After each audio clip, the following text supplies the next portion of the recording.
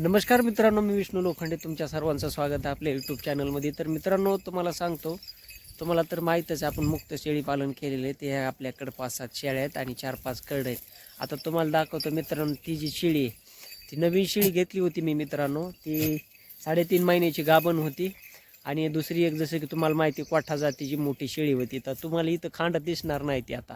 तर त्या शेळीला आपण काय केलं मित्रांनो, ती कोटाची शेळी आणि ही शेळी अशा 2 शेळ्याचं आपलं वाटोळं झालं आहे। म्हणजे शेळ्या गाभडल्यात मित्रांनो। ती 3-3.5 महिन्याची होती आणि 4 महिन्याची शेळी गाभण होती। तर ह्या शेळ्यांचं आपलं वाटोळं झालं आहे, म्हणजे गाभडल्यात। तर तुम्हाला सांगतो, आपला लॉस इतका झाला आहे की फीडबॅक म्हणजे पाठीमागं आपल्याला अजून 4 महिने अजून फुकट सांभाळणं त्या शेळ्या। तर मित्रांनो, मी एक गलती केली। प्लीज तुमच्याकडं जर शेळ्या असतील, गाभण शेळ्या असतील किंवा तुम्ही नवीन असाल, घेतल्या असाल, तर प्लीज हे मी सांगतो ते ऐका आणि ही चूक तुम्ही करू नका, कारण की माझ्याकडून ती चूक झाली आणि त्याचा परिणाम म्हणून खूप मोठं नुकसान झालं। आता तुम्हाला दाखवतो मी, ती कवड्यावाली जी शेळी दिसती का इकडं, ती चारायलेली, ती बघा त्या पिल्ल्याच्या समोरची। तर त्या शेळीनं मित्रांनो 4 पिल्ले टाकली, 4 अगदी डोळे, शेपूट, पाय, खुरा आलेली 4 पिल्ले टाकलेत तिनं। आणि जी कोटा शेळी होती, तर तिनं काय केलं मित्रांनो, तिनं 2 पिल्ले टाकलेत। तर असे 6 पिल्लं आपले एका महिन्यामध्ये होणार होती शेळ्याची, पण ते आपल्या हाताने आपण पाय कुराड मारल्याने झालं। म्हणजे काय केलं मित्रांनो, आता सर्दीचे दिवस आहेत नाही का, तर त्याच्यामुळं माझं मत काय होतं, तर म्हणलं शेळ्याला बा असं चारा म्हणजे कापूस तर भेटत होता, पण आता काही दिवसानंतर कापूस संपतो। तर म्हणलं कापसावरचे किडे वगैरे खाऊन जरा शेळ्याला ते व्यवस्थित नसतं, असतं हिरवं पण किडे वगैरे भरपूर असतात त्याच्या।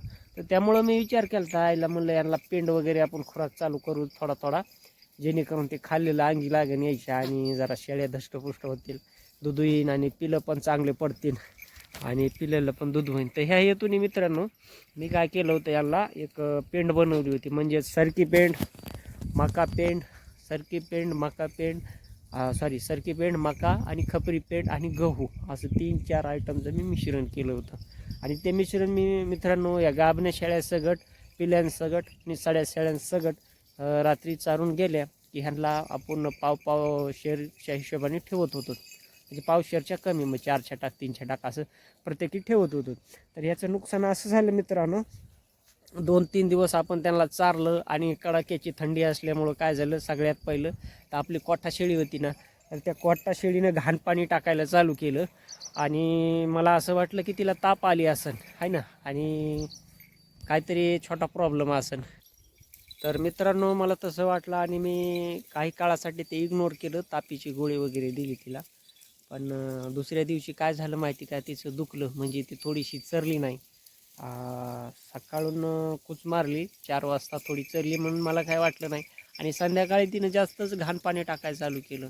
आणि सकाळी उठून बघतोय तर काय मित्रांनो, तर त्या शेळीनं 2 पिल्लं टाकली। मला असं वाटलं की बाबा कदाचित आपल्याकडून थोडी चुकी झाली, की शेळीला ताप आली होती आणि आपण लक्ष दिलं नाही म्हणून मी पिले पडले, असं मला वाटलं। परत मग मी ते पेंडीचं काय लक्षात आलं नाही ना, आपल्याला काय माहीत नव्हतं की बाबा ह्या पेंडीनं वगैरे होऊ शकतं गाभण्या शेळ्याला। कारण की आपला पेंडीचा हेतू होता की बाबा गारव्यामुळं मध्ये जर त्यांना पेंड आपण धान्य ठेवलं तर ते चावून चावून ह्यांना गरमी येईन किंवा थंडी कमी लागन आणि चारा पण यांना व्यवस्थित चांगलं समजा अंगाला लागन म्हणून इथून केलं होतं। तर मित्रांनो, नुकसान ते झालं। त्याच्यानंतर त्या शेळीला थोडं आजारी दुखणं वगैरे आलं, तर मग ते आमच्या भावानी गावाकडे घेऊन गेली, मी इकली नाही आपण, तर ती गावाकडे पाठवून दिली। तर तिकडे तिला सलाईन इंजेक्शन वगैरे काय ट्रीटमेंट असेल ते केलं आहे, ती व्यवस्थित आहे। आता डबल गाभा गेली, तुम्हाला सांगतो गोष्ट 8-10 दिवसाची आहे। आणि ही शेळी तुम्हाला सांगतो, आता दाखवतो मी त्या काय, ती कवड्यावाली शेळी चरती ना, ती इकडं हाती शेळी, तर ती गाभडली, तिनं टाकले 4 पिलं मित्रांनो। हिला झालं 5 ते 6 दिवस, तिने 4 पिलं टाकले, हे बी मोठे मोठे। आणि सेम तिनं तसंच केलं की संध्याकाळी दिवसभर थोडं थोडं पाणी, घाण पाणी, आणि संध्याकाळी डायरेक्ट पिलं टाकले। तर मला लक्षात येईना की काय झालं म्हणून। तर काही काळाने मला वाटलं की बाबा ह्या तापीचा विषय नसून काहीतरी वेगळंच आहे, आपल्याकडून काहीतरी चुकतंय म्हणा। मग लक्षात घेतलं की आपल्याकडून चुकी कुठं व्हायली, तर असा विचार केला की आपण ह्याला पाणी पाजतो का नाही। तर मित्रांनो, तुम्हाला सांगतो, मी नदीच्या कडेनं म्हणजे जाता येतानी जर 7-8 घंटे जर शेळ्या चरायला सोडत असेल, तर त्यातले 3 घंटे शेळ्या नदीलाच असतात। मग सकाळी सोडल्या 10ला तर 11-12 वाजेपर्यंत नदीलाच असतात। आणि मग 12 वाजता तिथून काढायच्या, 4 वाजेपर्यंत कुठंतरी कापसात वगैरे चारायच्या, 4ला परत आणायच्या आणि 5-6 वाजूस तर परत त्या नदीच्या कडेला म्हणजे पाण्याच्या ठिकाणी चारायच्या. तर असं पाण्याचा काही विषय नव्हता, पाणी सगळं वाहतं, नदीचं गार थंड पाणी. पण मित्रांनो मग तो विषय कॅन्सल झाला. त्याच्यानंतर लक्षात घेतलं की काय बाबा ताप आली होती का, तर तापीचा वगैरे विषय काय नव्हता. पहिली शेळी चरली नव्हती, पण ही दुसरी शेळी दिवसभर चरली आणि संध्याकाळी तिनं मका ठेवली आपण आणि 11-12 वाजता पिल्ले टाकले. मग आपल्या लक्षात असं आलं चायला काहीतरी पेंडीनेच व्हायला लागले. तुम्हाला सांगतो मित्रांनो लय मोठं नुकसान झालं आहे आपलं. आणि शेळ्या म्हणजे महागाईच्या घेतलेल्या आपण आहे ना, 17-18 हजाराच्या शेळ्या घेतलेल्या आणि त्या शेळ्या गाभाडल्यामुळं त्यांची किंमत एकदम 10-12 हजारावर आली. मग लक्षात घ्या ना तुम्ही, 18-19 हजाराच्या शेळ्याची जर किंमत 10 हजारावर येऊन झाली म्हणलं तर 9-9 हजार, तर 9 सोडा 8-8, 7-7 हजार जरी म्हणलं तर 14-15 हजाराचं आपल्याला इथं आपल्याच हाताने नुकसान झालेलं आहे ना.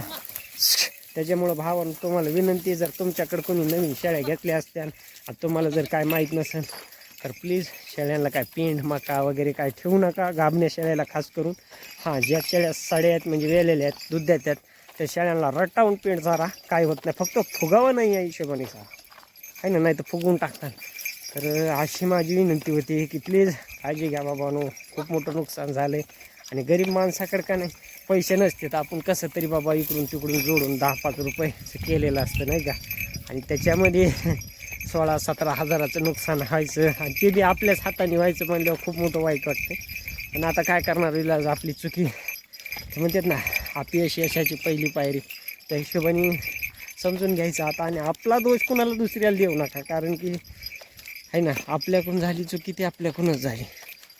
तर प्लीज काळजी घ्या. आणि गाभण्या शेळ्याला काय कोणी पेंड चारू नका बाबा, कारण की गाभण्या शेळ्या पेंडीनं मकानं पलटायला लागल्यात. हां सुधारायचा जर विषय तर होईल तेवढा तुमच्या ज्याने भरपेट तिला हिरवा चारा द्या, काही हरकत नाही. आणि जर गाभण नसेल पिलेवाली असेल तर तिला तुम्ही देऊ शकता, आणि त्यांनी दुधाला पण फरक येतो, दूध पण होतं पिल्याला. आणि हे बघू शकता आपल्या शेळ्यात मी आलेलो आज डागात, आपल्याला काय आज कापूस वगैरे नाही, आलेलं इकडे डागात. तर इकडं काय खाणार आहेत, तर इकडं असतं आतमध्ये गवत असतं, वेगळं वेगळं ते गवत खात्यात. आणि नदीहून पाणी पाजून आणलेत आपण. आता वाजलेले तर तुम्हाला सांगतो मी 12 वाजलेले 12:30 आपण नदीहून आणलेल्या पाणी पाजून. थोडा वेळ तिकडं थांबून आता इकडं 2-3 घंटे थांबवायच्या, परत नदीला जायचं. मित्रांनो असं काही नाही की भरपेट चारा जनावरायला रोज भेटला पाहिजे. एका दिवशी नाही भेटत त्याला काय करणार, मरत नसते ते, काय होत नाही. फक्त एकच आहे की चारा कमी भेटल्यामुळे जरा दूध वगैरे त्यांना कमी येतं, शेळ्याला पिले हबळते. आणि असं थोडंच आहे की रोजच चारा भेटणार नाही है ना, चारा भेटत असतो, एका दिवशी भेटत नाही. त्याच्यामुळं काळजी घ्या आणि काय खचू नका बाबा, चारा नाही काय नाही, सांभाळायच्या हिंडायच्या, मरत नाही का. फक्त आपल्याकडून काय नुकसान होऊ नये, तणनाशक फवारण्या औषधं वगैरे काय खाऊ नाही त्यांनी है ना, ह्याची काळजी घ्या. आणि भावांनो खूप मोठं नुकसान झालं माझं पण, त्याच्यामुळं प्लीज सपोर्ट करा. मी पण नवीन होतो, माहीत नाही, तर इथून पुढं मी बंद केलं आहे चारायचं सगळ्यांना. आता फक्त पिल्यांना चारतोय है ना, जे की पिले खातेत मका पेंट त्यांनाच मका पेंट चारतोय, बाकी बंद केली. कळालं आपल्याला आता आहे ना. आणि यांना टॉनिक चालू केलेली प्रोटॉन पिल्याला, आणि त्याच्यावर पेंट देतो आणि दिवसभर चारा खाते ते खाते. तर भावांनो प्लीज सपोर्ट करा, व्हिडिओ लाईक करा, चॅनल सबस्क्राईब करा. आणि हे बघू शकता कसं जंगलामध्ये एकट्याने चारायला लागते. आमच्या इकडं आहे असं जंगल बा, नदीच्या कडीनं पिचिंग, तुमच्या तिकडं आहे का नाही सांगा आणि सपोर्ट करा.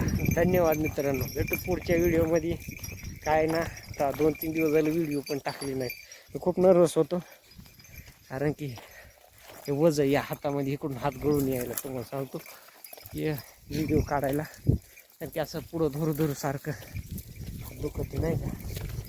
तर काळजी घ्या. आणि काय कोणाकडे माहिती असं ना अजून शाळेविषयी, बाबा मी नवीन आहे, माझं काय नुकसान होऊ नये अशा हिशोबाने प्लीज सांगा, कळवा भावाला तुमच्या आणि सपोर्ट करा. चला बाय.